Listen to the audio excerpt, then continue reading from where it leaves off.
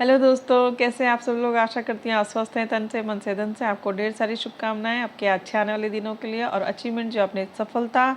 के लिए संघर्ष करके, मेहनत करके जो आपने अचीवमेंट्स प्राप्त किए हैं उसके लिए ढेर सारी बधाइयाँ। मैंने पिछले टॉपिक में कहा था कि फॉरगिवनेस कीजिए किसी को भी और उसको लगातार करते रहिए, तब आपको प्रैक्टिस होगी फॉरगिवनेस करने की। और सच्चे अर्थों में जब आपको व्यक्ति का फेस और नाम याद करने को कहा जाए और उसके साथ आपको उसके अवगुण ना याद आए, अपने आप ही ना याद आए, इट मीन्स आपने उस व्यक्ति को सच्चे अर्थों में माफ़ कर दिया है, क्षमा कर दिया है और वाकई उस सिचुएशन को आपने फॉरगिव कर दिया। जिस सिचुएशन को लेकर के जब कभी आप किसी समय में आप बहुत परेशान थे, व्यथित थे, और वो सिचुएशन जब आप याद करते हैं उसके बाद आपके शरीर में सिहरन नहीं होती है, बल्कि आप उसे भगवान का एक स्टेप मान करके, भगवान का एक जीवन जीने का कोई एक ऐसा स्टेप था जो अप हो गया था और डाउन, अप एंड डाउन वाली फेज़ में चल रहा है, उसको मान करके जब आप उसको एक्सेप्ट कर लेते हैं, इट मीन्स आपने उस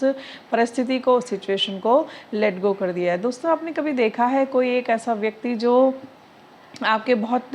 नियर या डियर में होता है, अपने क्लोज रिलेशन में होता है, कि उसके पास सब कुछ होता है, उसके पास अच्छा परिवार है, अच्छा पैसा है, अच्छी सैलरी है, अच्छा इनकम है, ऐश्वर्य से भरी हुई लाइफ है, लेकिन वो फिर भी कुछ ऐसे रीजंस होते हैं, कुछ ऐसे कारण उसकी लाइफ में आते हैं कि वो उस जीवन को अच्छे से नहीं जी पाता है। जैसे कि अगर उसको भगवान ईश्वर ने अच्छा पेरेंट्स दिए हैं, अच्छे भाई बहन दिए हैं, अच्छे बच्चे दिए हैं, अच्छा लाइफ पार्टनर दिया है, उसके बावजूद भी वो व्यक्ति हमेशा या तो कूटता रहेगा, या गुस्सा होता रहेगा, या वो बीमार होता रहेगा, किसी न किसी बात पे चिढ़ जाएगा, और जो उसके आसपास जो ऐश्वर्य से भरी हुई चीज़ें हैं, जो उसको यूनिवर्स ने बाय डिफ़ॉल्ट दी हैं, या फिर उसको अपनी मेहनत से, जो उसने अपने संघर्ष कर करके जो उसने अपने अचीवमेंट्स किए हैं, उन अचीवमेंट्स को वो भोग नहीं पाता है। तो कभी सोचा है आपने उस व्यक्ति के बारे में कि वो अपने साथ आपको भी परेशान कर रहा है और लिटरली आप उसके उस व्यवहार से इफ़ेक्ट हो रहे हो? तो यहाँ पे एक बात बहुत ध्यान देने योग्य है कि वो व्यक्ति दया का पात्र है। ऐसे कौन से कर्माज हैं उसके कि सब कुछ होते हुए भी वो व्यक्ति सुखों को नहीं भोग पा रहा है? सब कुछ होते हुए भी वो व्यक्ति जो उसको अच्छा जो उसके नियर डियर जितने भी उसको मिले हुए हैं, जो उसके लिए फेथफुल है, लेकिन उसके बाद भी, उसके बावजूद भी वो उन सुखों को देख नहीं पा रहा है, वो वहाँ से अंधा हो गया है,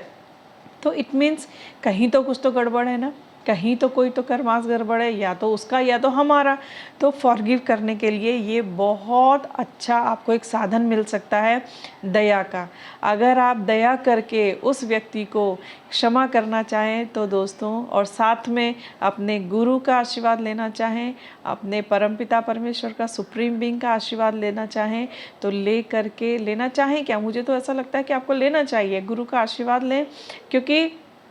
ईश्वर का आशीर्वाद ले, क्योंकि हमारे अंदर इतनी ताकत नहीं है कि हम उस सिचुएशन को समझ सके कि ये व्यक्ति इतना परेशान क्यों है, क्यों ये ऐश्वर्य को भोग नहीं पा रहा है, क्यों ये अपनी लग्जरियस लाइफ होते हुए भी ये लग्जरी को उसको एंजॉय नहीं कर पा रहा है। तो कहीं तो कुछ तो गड़बड़ है, और इस चीज़ को हम समझ पा रहे हैं, लेकिन हम उसे डील नहीं कर पा रहे हैं उस व्यक्ति के साथ, और उस व्यक्ति को ठीक नहीं कर पा रहे हैं। तो ऐसे में सुप्रीम बीइंग अगर हमको आशीर्वाद देते हैं, हमारे गुरु अगर हमको आशीर्वाद देते हैं, तो उनके आशीर्वाद से उनसे प्रार्थना कीजिए कि हे ईश्वर, हे गुरु जी, क्या प्रॉब्लम है इस बंदे के साथ, इस आत्मा के साथ, ऐसा क्या हो गया कि सब कुछ होते हुए भी आप इसको सपोर्ट नहीं कर पा रहे हैं, नहीं कर रहे हैं, प्लीज़ इसको क्षमा कीजिए। और ये मेरा अनुभव है दोस्तों कि जिसने ऐसा किया वो हमेशा सक्सेस ही हुआ है। लेकिन इसको करने के लिए आपको कंटिन्यूटी चाहिए, आप लगातार करेंगे इसको, एटलीस्ट आप 21 दिन तक, नहीं तो 40 दिन तक आप इसे लगातार करेंगे ही करेंगे, तभी आप आसानी से उसको फॉरगिव कर सकते हैं।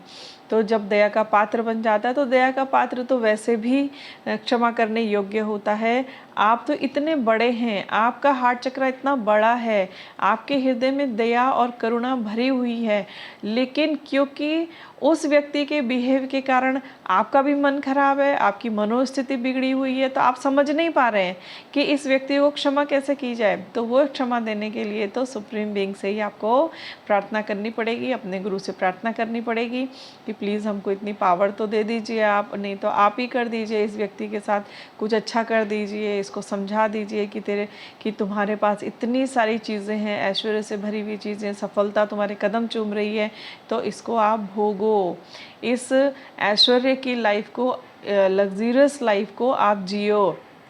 और शान से जीते हुए अपने इस जीवन को पूर्ण करो। ठीक है दोस्तों,